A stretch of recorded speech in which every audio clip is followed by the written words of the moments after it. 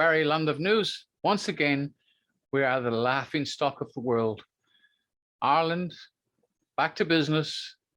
England, all of the UK, back to business. I got family in both countries, as if there never was a problem. But our criminal politicians have decided to make us look like idiots in the world. I'm just going to show you a clip from Fox News where they're looking at Australia and laughing, and how we've killed or shot our rescued dogs to stop people rescuing them. I mean, how much more are you fools going to put up with? And when is enough enough? Anyway, the Common Law Court needs your help. Thanks to a couple of people who put a few dollars in. I will go live on Friday at 7 p.m. Live on Friday at 7 p.m. I hope. If I don't, I do apologize. I hope to be live on Sunday. I will tell you about the Common Law Court. John Smith's pretty crook. I don't know how he's doing. I haven't spoken to him for a week in England. So please God, let's go live on Friday night at 7 o'clock, and I'll answer some questions if I can. Please look at these clips and share. Bye for now. Australia killing homeless dogs for COVID restrictions. A New South Wales council in Australia has shot several impounded dogs on concerns of COVID-19, leading to an investigation by the government. The Berkshire Council killed dogs, in accordance with their explanation of COVID-19 restrictions, to protect volunteers from traveling to collect animals. The Office of the Local Government investigates the executions of the dogs and says that it evaluates whether laws on animal cruelty have been violated. OLG was told that the council opted to take this approach to protect its employees and the community, including vulnerable Indigenous populations, from the danger of COVID-19 transmission. At the height of the worst pandemic in American history, that would be the Spanish flu of 1918, cities across America did something that the rest of us would find familiar today. They issued mandatory mask mandates, and they punished anyone who didn't comply. Quote, "The man or woman or child who will not wear a mask now is a dangerous slacker," reads a typical announcement from the Red Cross at the time. The city of San Francisco took these rules very seriously, so seriously that a city health agent in San Francisco shot a man who refused to wear a mask. He hit the two bystanders who happened to be standing behind the man.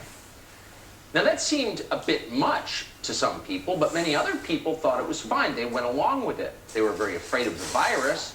They wanted to do their part to stop it, but most of all, they trusted their leaders. And if their leaders put a mandate in place, they assumed it was for a good reason, and they wanted to help.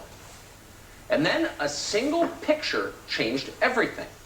A photographer who happened to be attending a boxing match in San Francisco snapped a shot of several high-ranking city officials. That would include the mayor of San Francisco, a member of Congress, a senior health administrator, all sitting at the event, all completely unmasked. The photograph went national. Americans were shocked to discover that the people making and enforcing the rules had no intention of following those rules. Within a short period, mask mandates across the country ended. It turns out the public was willing to endure inconvenience, but not hypocrisy. This country is facing a similar moment again now. Once again, officials in California have been caught on camera exposing their own contempt for their own public health measures. This is footage shot at a Democratic fundraiser yesterday morning in Napa Valley, that's just north of San Francisco. Nancy Pelosi was there. She's got an estate right nearby. So were other Democratic officials and the party's biggest donors. They paid $30,000 per ticket to be there. Now, looking at the picture, the first thing you notice about the group, other than how strikingly homogenous and non-diverse it is that none of them are wearing masks. They're breathing all the fresh air they like, as if it's 2019 again. The only people there who are wearing masks are their servants, the faceless brown serfs scurrying back and forth to bring them things. There's nothing worse than having to help breathe on you. But that's not a problem for Nancy Pelosi, as you can see. Ask someone about young people and how we're reaching out to young people in the Olympics. For young people, we always ask them, how do you want to be reached out to? It's repulsive, but revealing. It's pretty clear at this point that Nancy Pelosi, our chief COVID enforcer, doesn't believe a word she says about the virus. Now, Pelosi is 81 years old. That's deep in the risk range for coronavirus. She's standing at a crowded event in Napa, which, according to the Biden administration's color-coded map of the country, is one of the riskiest places in America for coronavirus transmission. And yet Pelosi is not social distancing. She's not wearing a face shield. She doesn't even have a mask on. Why is that? Well, clearly she understands she's not in danger. And since there are no Republicans present, she has no reason to pretend otherwise. As a reminder, here's what Nancy Pelosi sounds like when she's back in Washington. Members and staff will be required to wear masks at all times. This is a mask from all over the country. I'm getting these masks. Real men wear masks, and these masks are essentially important. The chair views the failure to wear a mask as a serious breach of decorum. I have no advice for them, except when they come here, they have to wear a mask. But in any case, I'm a big believer in wearing the mask and not sharing any, shall we say, air unnecessarily. Yeah. So the real justification for mask mandates was right in the middle of that montage of clips. Quote, failure to wear a mask is a serious breach of decorum, Nancy Pelosi says. And she means it. And that's why in Napa, her little brown servants wear masks as they bring her wine. Decorum demands that they do. If there has ever been a clear window into their plans, into the society they are trying to build now, we're not aware of it. Our formerly middle-class nation now has a serf class, and they're the ones wearing the masks. They're the ones being forced to take drugs they don't want. They're the ones being told not to communicate with one another except through the digital channels the party controls. Social distance. We now have two groups of Americans, not a broad middle. We have the favored and the unfavored. We have the saved and the damned. We have the vaccinated and the unvaccinated. That is exactly how the architects of all of this see the country. Michael Hayden once ran the two most powerful spy agencies in America, the CIA and the NSA. Yesterday, a Twitter user asked him this question, quote, can we send the MAGA-wearing unvaxxed to Afghanistan? Yes, replied Michael Hayden, good idea. That's how contemptuous they feel about you. Shut up and fetch another glass of Riesling, serf, and be sure not to breathe on me or you'll be deported. These are bad attitudes, and they're accelerating. How far can they go?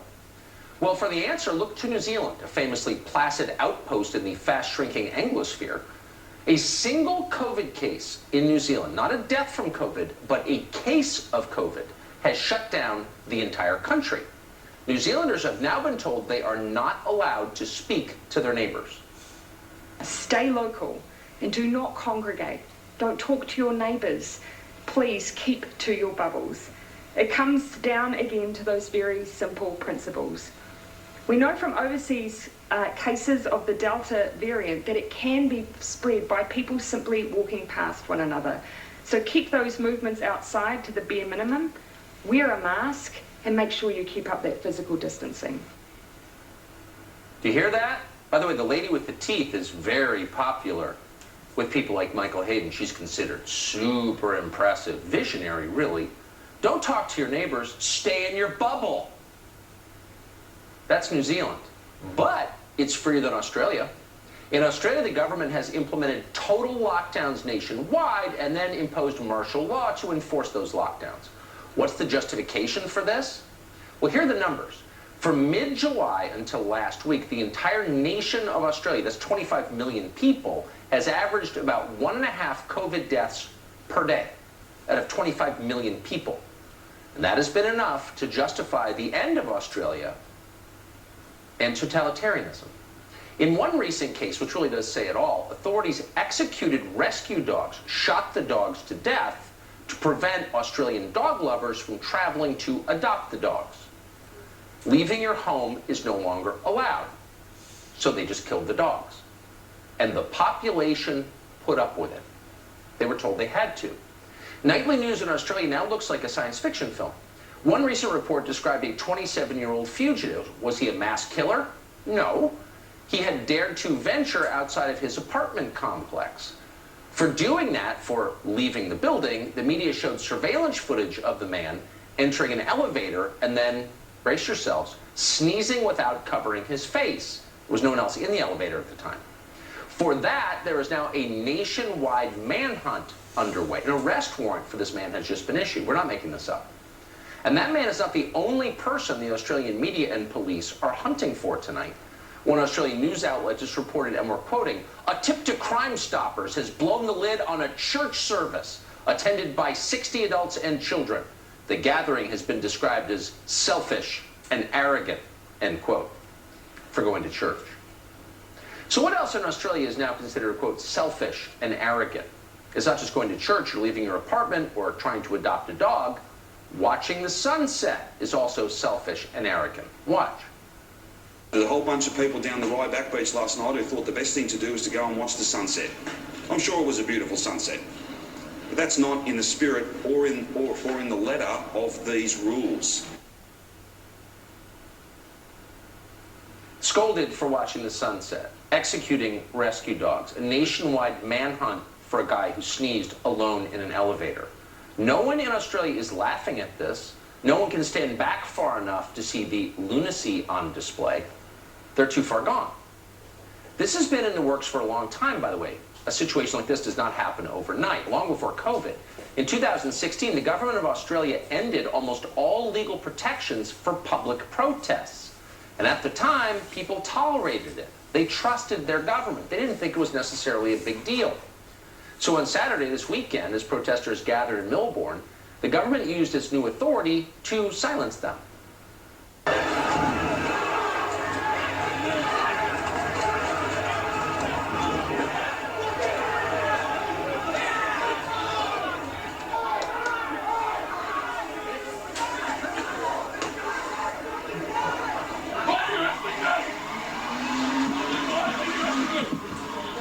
What did I breathe? What did I...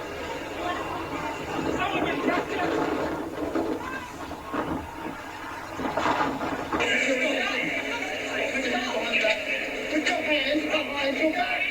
Put your hands behind your back. Put your hands behind your back.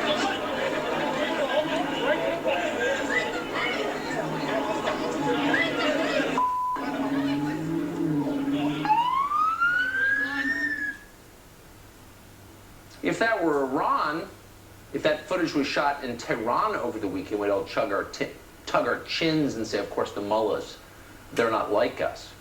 But it's not Iran, it's not North Korea, it's Australia, what we thought was a rules-based society. What law did I break? You heard the protester ask as he's being beaten and handcuffed. That might have been a good question to ask a few years ago, but of course now it's too late. And you can see what happens when a nation tolerates authoritarianism, even for a moment. So you can either rebel immediately and say, we're not putting up with this, I'm sorry, we're free people in a free country. San Francisco did that in 1918 when the hypocrisy of their leadership became obvious. Or you can sit back and watch it accelerate, and in the end, you'll wind up like Australia, and they'll shoot your dog.